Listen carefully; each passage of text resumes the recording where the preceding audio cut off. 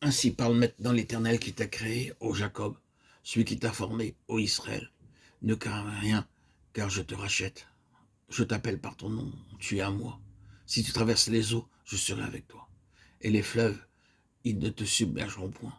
Si tu marches dans le feu, tu ne te brûleras pas.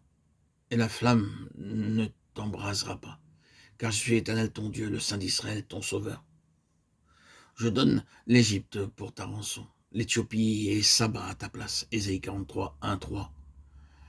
Vous avez ici un coup d'œil sur ce que demande le Seigneur, ce que le Seigneur attend de nous. Ici, Jésus-Christ fait valoir un double droit sur nous quand nous le recevons pour notre Sauveur.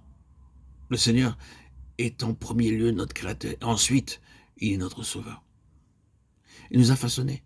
Il est notre Créateur, mais il a aussi payé un prix très élevé pour nous racheter et pour nous pardonner nos péchés. Il nous est doublement précieux parce qu'il est notre Créateur et aussi notre Sauveur et notre Rédempteur. Il s'engage à nous protéger de tout mal et de tout danger, bien que nous soyons obligés de passer par bien des peines et des souffrances, des tentations et des difficultés.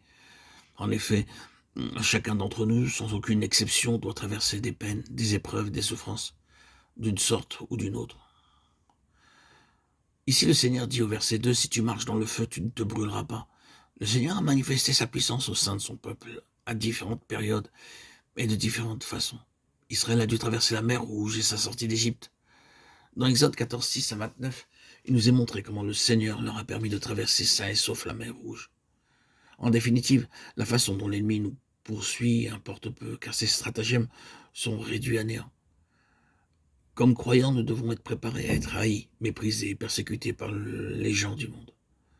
Le Seigneur nous rappelle dans Jean 15, 19 que nous devons nous attendre à être haïs à l'école, à l'hôpital ou de nos voisins, de notre entourage le plus proche.